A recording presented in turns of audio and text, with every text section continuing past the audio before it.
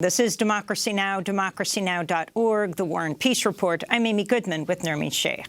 Israeli Prime Minister Benjamin Netanyahu is facing worldwide condemnation for vowing to annex nearly a third of the occupied West Bank if he wins next week's snap election.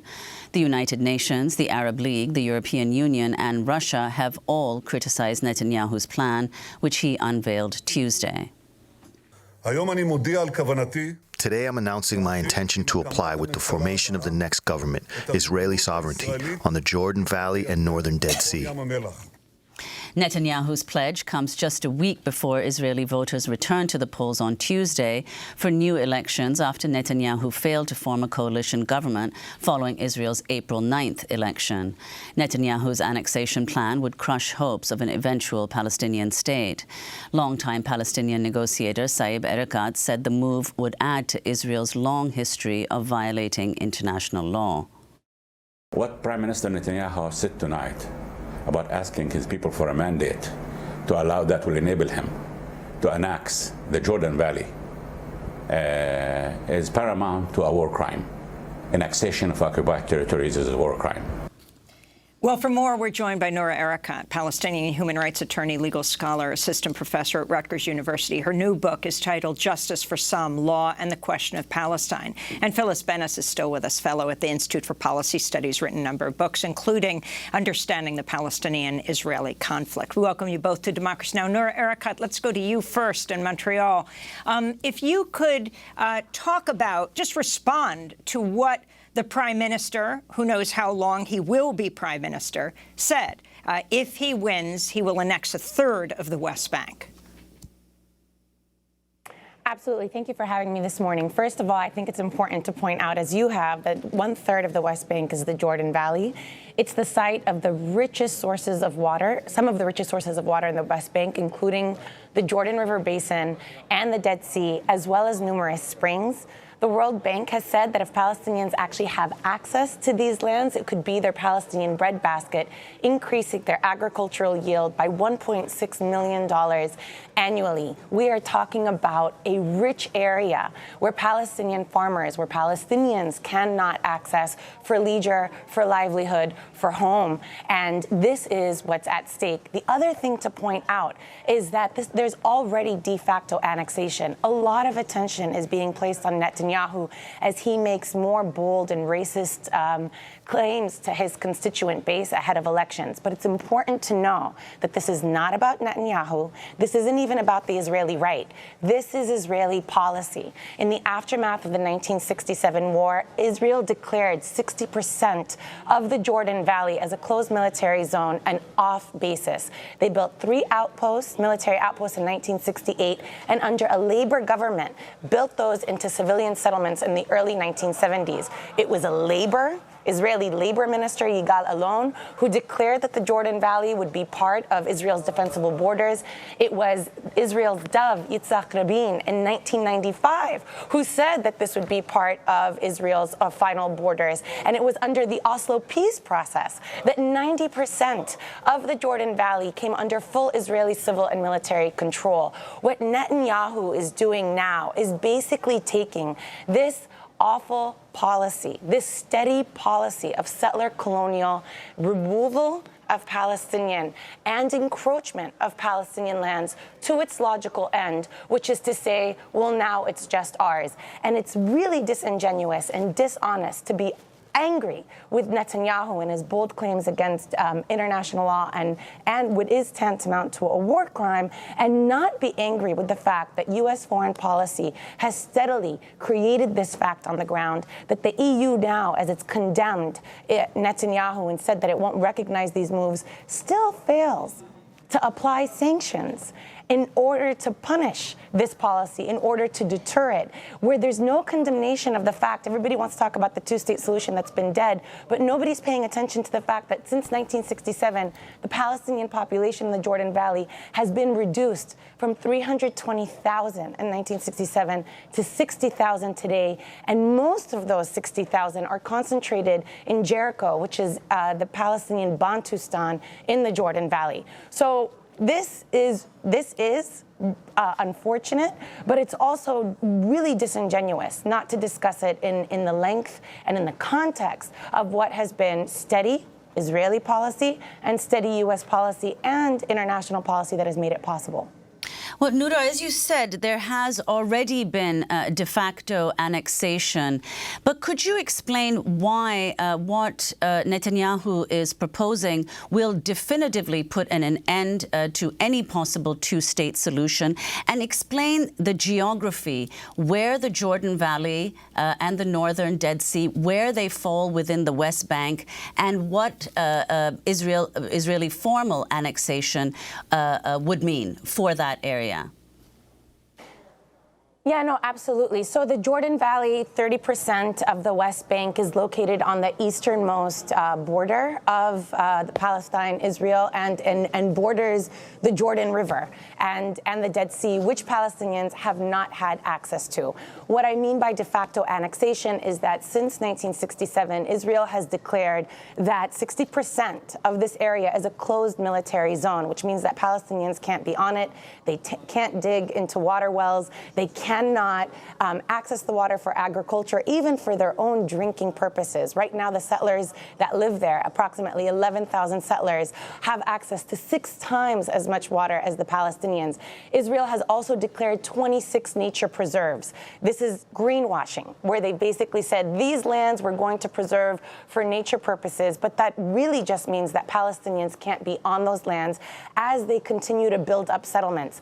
The settlements now in the Jordan Valley, the 37 settlements, 11,000 settlers, stand over one of the most productive settlement industries of agribusiness, the palm date industry, and so on and so forth, that should be the object of boycott, divestment, and sanctions campaigns.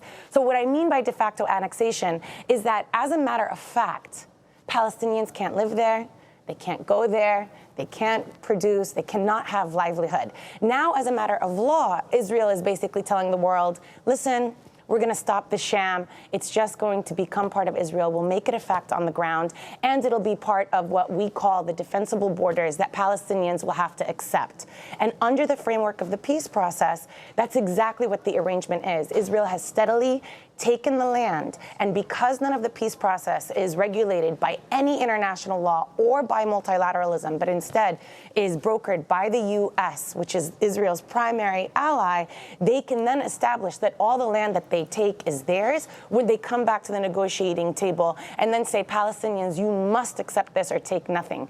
That's why this is, yes, a war crime. Yes, this is really disheartening. Yes, this is horrible, but this is also the logical end of a policy that we have stood by and watched.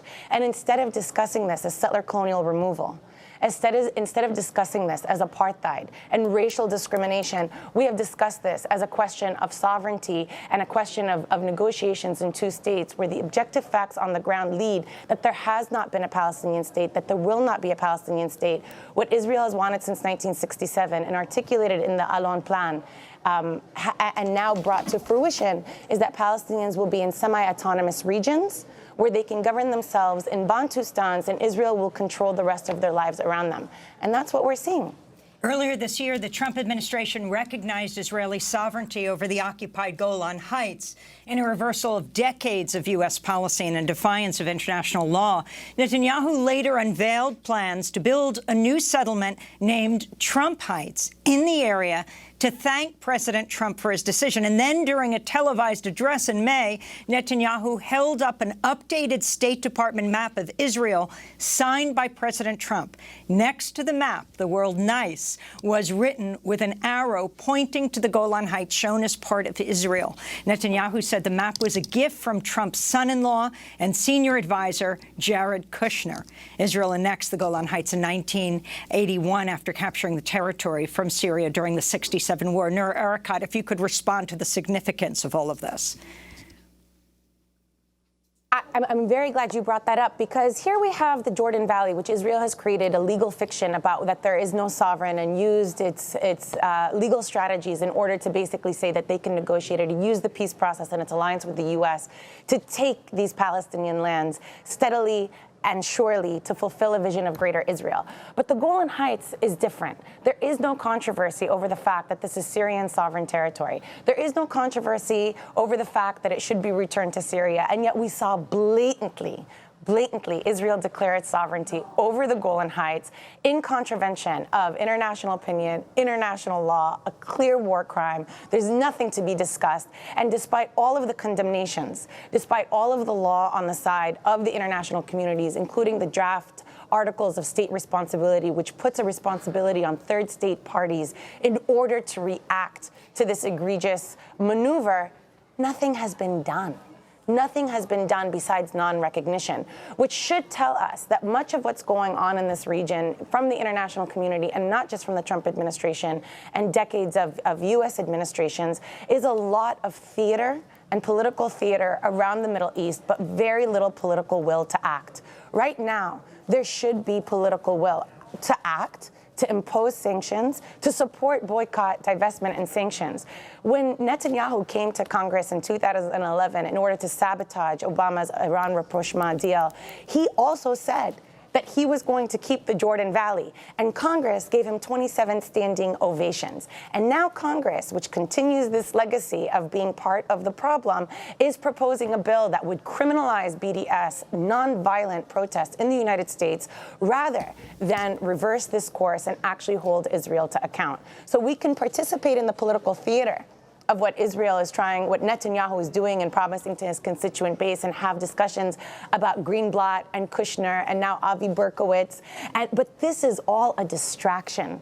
The facts on the ground are that Palestinians are living in segregation, in reservations. They cannot even access the Dead Sea for leisure. Can you imagine living near the Dead Sea, which people from all over the world travel to, and you cannot access it because you're Palestinian? You can't float in the water because you're Palestinian. So we're talking about an apartheid system, a settler colonial context that we're not addressing. Finally, Phyllis Bennis, we just wanted to bring you in. Noura Erakat just referred to Avi Berkowitz, and I wanted to get a quick comment from you on the snap election that's coming up, Benny Gantz, the Lieutenant General, versus Netanyahu, and the fact that the White House has just announced that the new Middle East peace envoy is going to be 30-year-old White House Administrative Assistant Avi Berkowitz.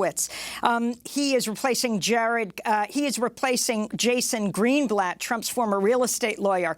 Let's see, what did former White House spokesperson Hope Hicks previously describe Berkowitz's duties as? Daily logistics like getting coffee and coordinating meetings. As we wrap up, just the significance of all of this right now. I think Nora's point is very important, that who is playing these various roles doesn't matter very much. Avi Berkowitz is not just ignorant about diplomacy. He also was educated partly at a right-wing yeshiva, nationalist yeshiva in Israel. So this is a consistent piece. I think the more important point, again, from what Noura was talking about in terms of the changes that are afoot in the United States, where there are some possibilities now, not yet Congress, but the shift in public discourse, the shift in media discourse about the question of Palestinian rights is a massive shift that's underway, and things may become possible in the future. What's been different with President Trump in office, the blatant nature of his recognition. No one before was willing to say that the U.S. recognizes or doesn't mind that Israel is occupying the Golan Heights. His official recognition of it did bring expressions of opposition. That gives us a way in to build that challenge, to build the movements for Palestinian rights in this country that says that it's not okay for the U.S. to remain as the enabler of this kind of settler colonialism, this kind of apartheid, the kind of occupation that the U.S. has indeed supported all these years. It is different when you have a U.S. official position recognizing Jerusalem as the sole capital of Israel. That's going to be much harder for future presidents to reverse. So it does become important when it's official. But it also means that there's more people willing to say, wait a minute, this is not okay. It was all right that we stayed silent while this expulsion of Palestinians from their land continues. But when we do it officially, we have to stand up and say, no, that's not okay. So this is a moment of opportunity. The Israeli elections are not likely to change very much. The opposition, Benny Gantz, a former general whose campaign was based on a helicopter trip over devastated Gaza in 2014, where he commanded the troops that were responsible for the deaths of 2,200 Palestinians in that 50-day attack. That's the basis of his campaign. So he's no peacenik running against Netanyahu. But it does give us an opportunity here in the United States to change the congressional and the political calculus as they become forced to realize in Congress that their voters, their base, their constituents are massively changing their position. We want to thank you both for being with us. Phyllis Bennis, fellow at the Institute for Policy Studies, serves on the National Board of Jewish Voice for Peace. Noura Erakat, joining us from Montreal, Palestinian human rights attorney and legal scholar. When we come back, we look at Newark's growing water crisis, where thousands remain unable to drink the tap water due to lead contamination. Stay with us.